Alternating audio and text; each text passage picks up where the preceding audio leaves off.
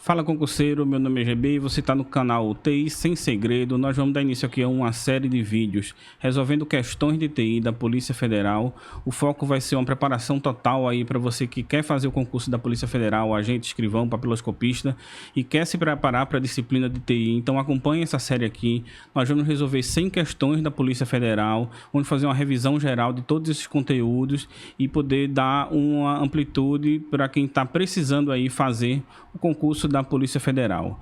Meu nome é GB, eu sou analista de TI, sou servidor público federal, aprovado em mais de 8 concursos e estou aqui para dar uma força para vocês nessa caminhada aí rumo à Polícia Federal, certo? Acompanhem a série, a gente vai lançar uma série aqui de resolução de 100 questões, então a gente vai tentar resolver aí com 1 ou 2 vídeos por semana, 5 a 10 questões de resolução, fazendo uma revisão geral aí de todo o conteúdo da Polícia Federal.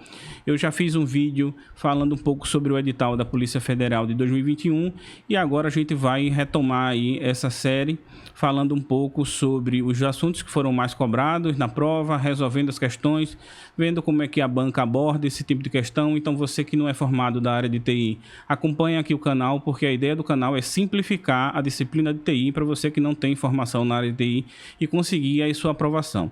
Então vamos lá, vamos aqui para a tela e vamos dar início aqui à nossa resolução de questões. Eu separei 100 questões dos últimos concursos da Polícia Federal, tá?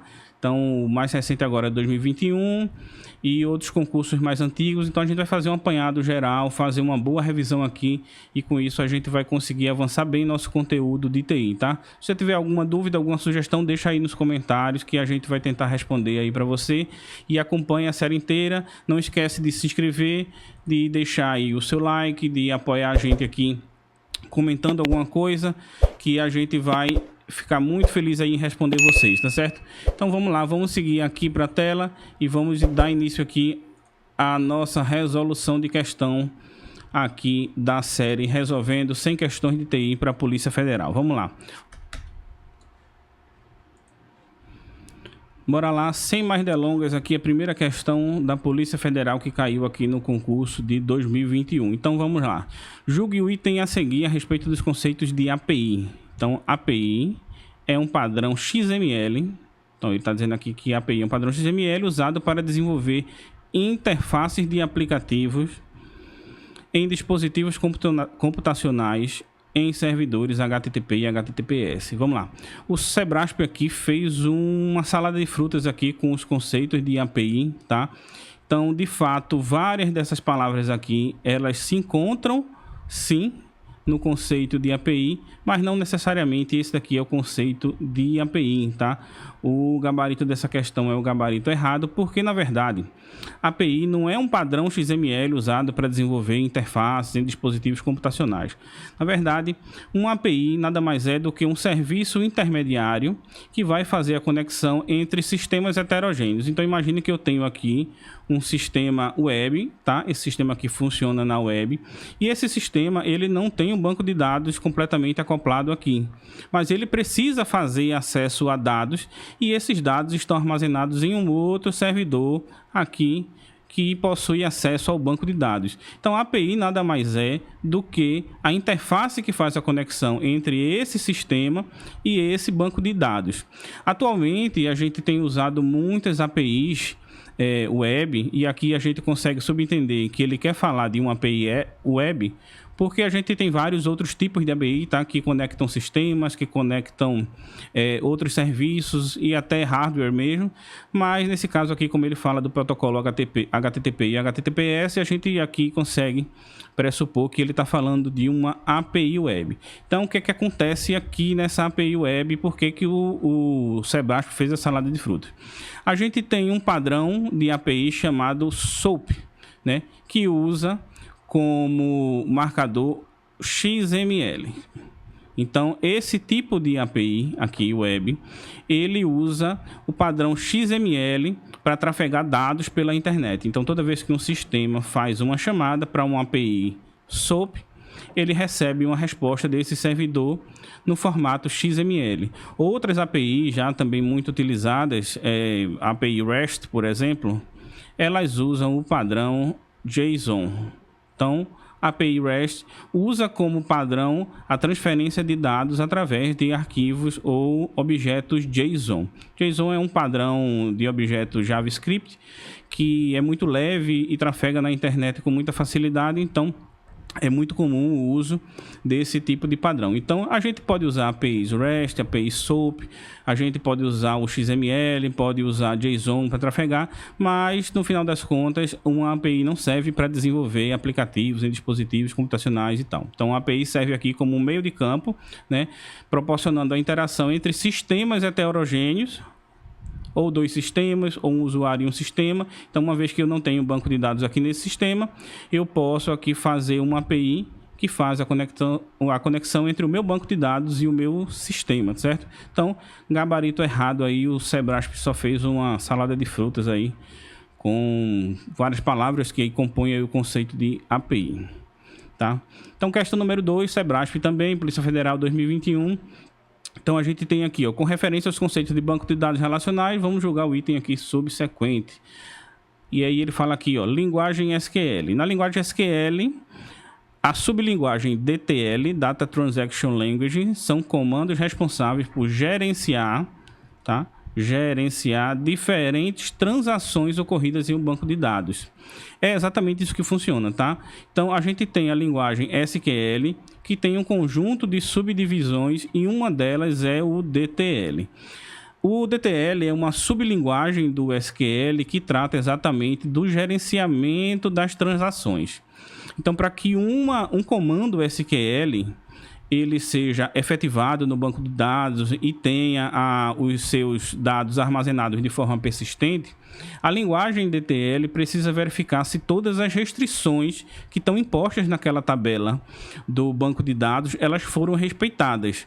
Então, todas as transações passam por essa linguagem, passam por esse tipo de verificação, e só após a verificação da integridade da transação é que essa transação ela vai ser realmente efetivada aqui no banco de dados. Então, gabarito correto aqui, a linguagem DTL é a responsável realmente por gerenciar os diferentes tipos de transações. Então, a gente pode ter aqui vários usuários acessando a mesma tabela do banco de dados ao mesmo tempo. E isso precisa ser gerenciado, tá? O banco de dados, ao final de uma instrução SQL, ele precisa terminar num estado consistente.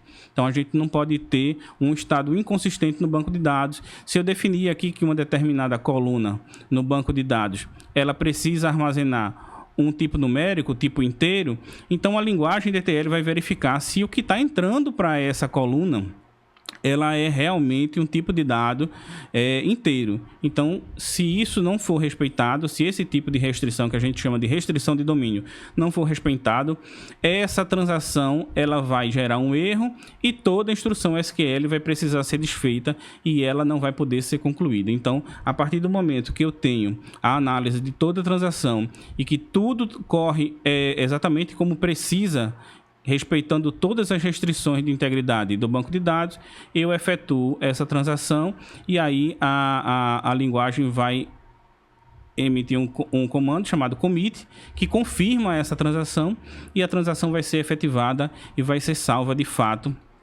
no banco de dados. E aí, caso contrário, a gente tem uma resposta chamada rollback.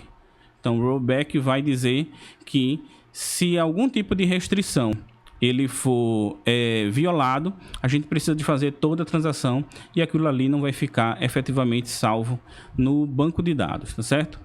Vamos para a próxima questão, questão 3, questão também do Sebrasp 2021, Polícia Federal. Então, no que se refere aos conceitos de dados estruturados e dados não estruturados, vamos julgar o item a seguir. Então, dados estruturados diferenciam-se dos dados não estruturados pela rigidez do seu formato e pelo fato de poderem ser armazenados em campos de tabela de um banco de dados relacional. Vamos lá, vamos pegar aqui as informações principais. Então, ele fala aqui, ó, que os dados estruturados, eles se diferenciam dos dados não estruturados pela rigidez do seu formato e pelo fato de poderem ser armazenados em campos de tabela de banco de dados. É exatamente isso, questão gabarito correto. E aí a gente tem aqui uma diferença muito gritante aqui dos dados estruturados para os dados não estruturados é que os dados estruturados, ele possui sim uma rigidez no formato. Então eu tenho um dado no formato rígido, tá? E eu também tenho um formato que é pré-definido. Então, um dado estruturado, ele tem um formato rígido e pré-definido, enquanto um dado não estruturado, tá? Um dado não estruturado, ele não possui, tá, uma rigidez no seu formato, nem é pré-definido. Então, o que é que a gente tem aqui como dado estruturado? Então, eu tenho aqui, por exemplo, uma tabela Excel. Então, tabela Excel é um exemplo de dado estruturado e outro exemplo seria uma própria tabela de banco de dados. Então, a tabela de banco de dados. Esses são tipos de dados estruturados. Tipos de dados não estruturados. Eu tenho vídeos. Eu tenho imagens. Então, posso ter imagens como dados não estruturados. Eu posso ter áudios, tá?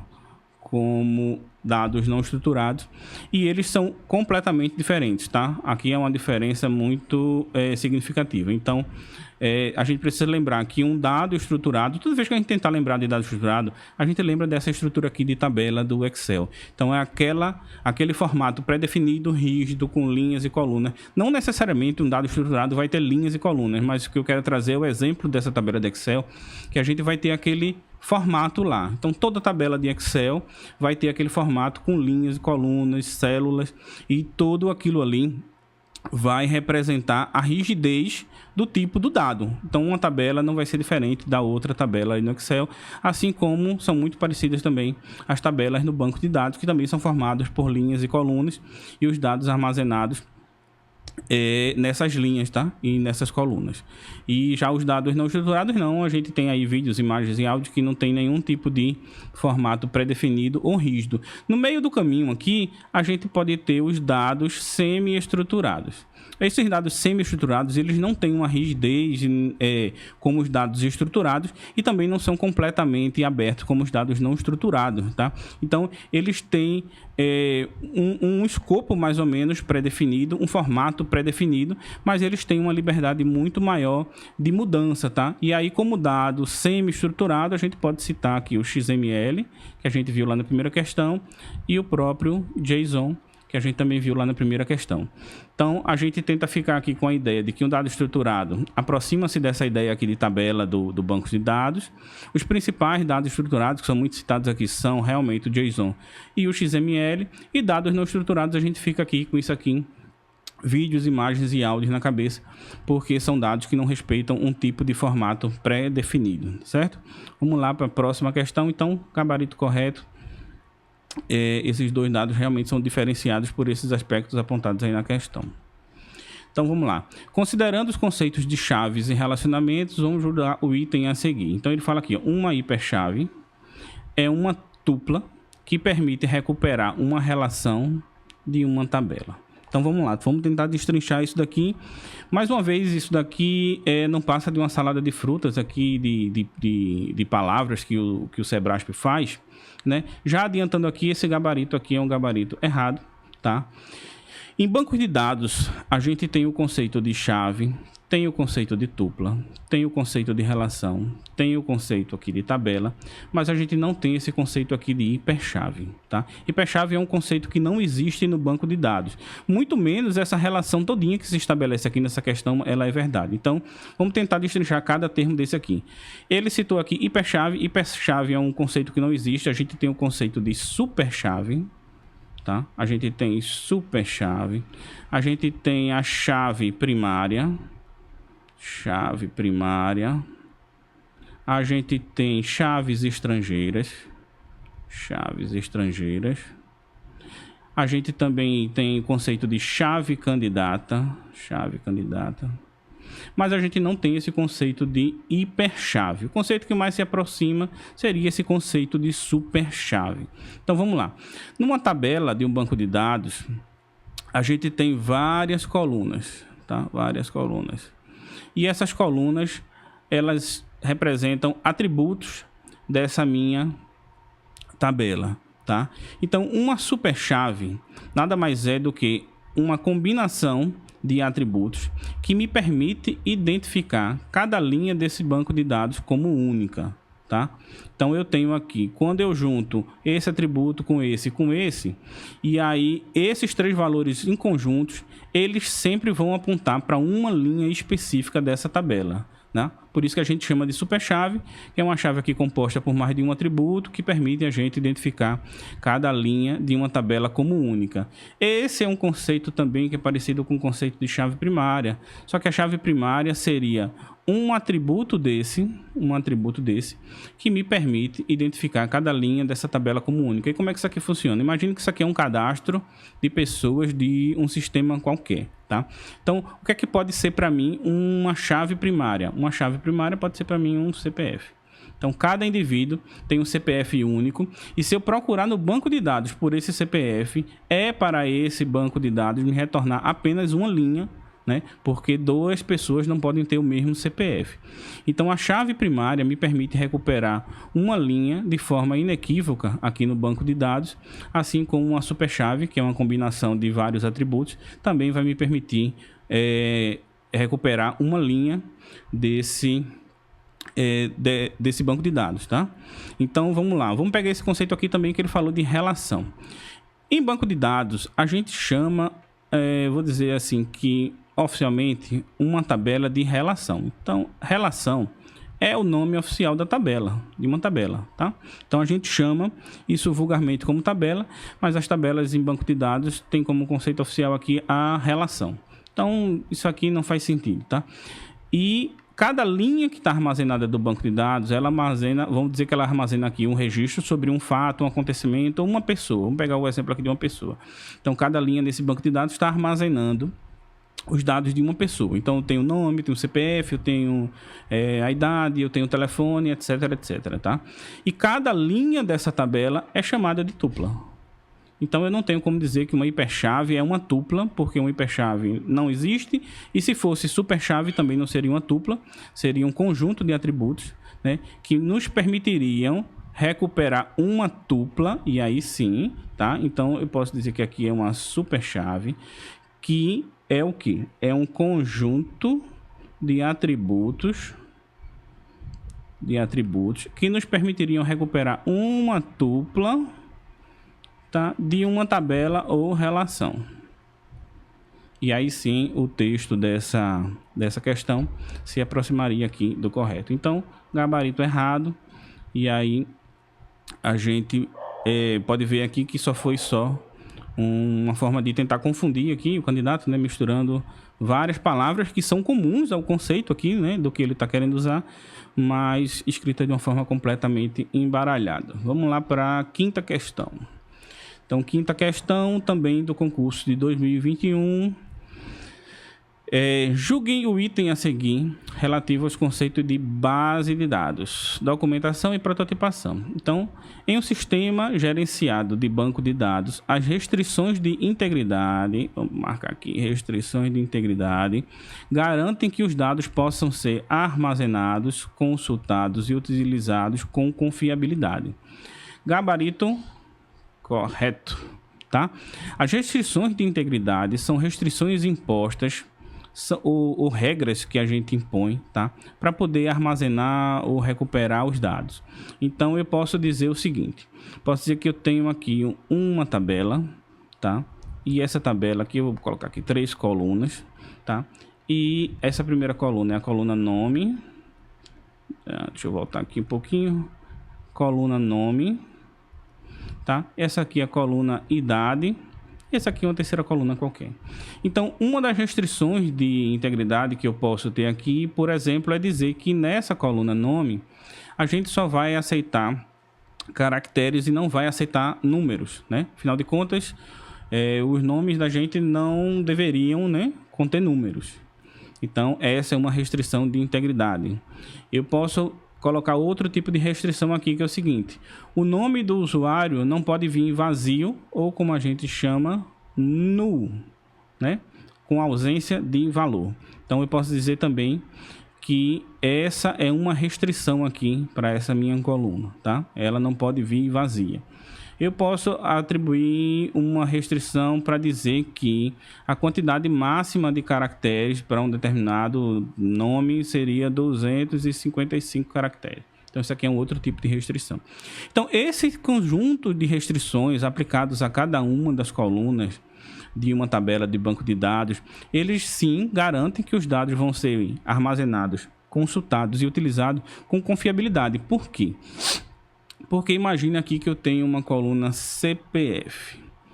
E CPF seria um valor único para cada pessoa. Mas digamos que eu não diga que esse valor aqui é único. Então, no banco de dados, quando a gente quer dizer que em uma coluna só podem haver valores únicos, a gente usa a regra unique. Só valores únicos. Se eu não imponho essa restrição, pode ser que eu armazene mais de uma vez o mesmo CPF. Inclusive, eu posso manipular um determinado sistema para que o mesmo CPF seja atribuído a pessoas diferentes. E aí, quando eu vou recuperar esse CPF, eu não vou conseguir identificar a linha como única, porque se eu tenho duplicidade no CPF, eu vou ter duplicidade aqui nos dados e esses dados vão estar inconsistentes. No final das contas, quem está usando o sistema e você coloca um CPF para fazer uma busca e retorna 2 nomes, como é que você vai saber de quem é aquele CPF de fato? Então, a gente diz que o banco de dados, quando está nessa situação, está de uma forma inconsistente. Então, esses dados inconsistentes, eles trazem uma falta de confiabilidade. Então, poder ter restrições sobre essas colunas ajudam com que a gente tenha confiabilidade nesses dados. E os dados que estão sendo armazenados ou recuperados, eles vão estar seguindo um padrão e um conjunto de regras que vai permitir com que eu tenha confiança que esses dados, eles podem ser aqui verídicos e podem ser utilizados de fato como verdadeiro, tá? Então, o gabarito aqui correto, essa de fato, as restrições de integridade é o que garantem, né, que a gente vai poder confiar nos dados que estão sendo armazenados lá no banco de dados e garantem que a gente possa fazer um bom uso desses dados. Então, gente, por hoje, esse é o conteúdo. Fizemos 5 questões aí da Polícia Federal, de concursos anteriores. Revisamos alguns assuntos aqui. A gente vai continuar essa série, tá? A gente vai continuar trazendo aqui conteúdo para vocês. E, mais uma vez, não esqueça aí de se inscrever no canal, deixa o like, deixa um comentário. Se você tem alguma dúvida, também coloca aí nos comentários, que na medida do possível a gente vai tentar responder. Se você tem alguma sugestão de vídeo, se você tem algum outro tipo de sugestão, crítica, encontrou algum erro, coloca aí nos comentários para a gente trocar uma ideia, para a gente poder estabelecer essa conexão. E de toda forma, coloca aí, marca aí o sininho, se inscreve aí no canal, porque essa série ainda vai continuar, tem muito vídeo pela frente e a gente vai conseguir revisar todo o conteúdo da Polícia Federal, tá fazendo essa resolução de questão. Então isso aqui pode ser uma abertura aqui de porta para você começar a compreender melhor um determinado assunto. Eu sei que TI é uma matéria difícil para quem não é da área de TI, tá? Mas acompanhe aqui o canal, porque esse canal vai ser focado em quem precisa fazer provas de TI e não é da área de TI. A nossa ideia aqui é descomplicar a disciplina de TI, por isso TI sem segredo, né? A gente pretende aqui dar todos os macetes, todas as manhas aí para vocês poderem fazer prova de concurso.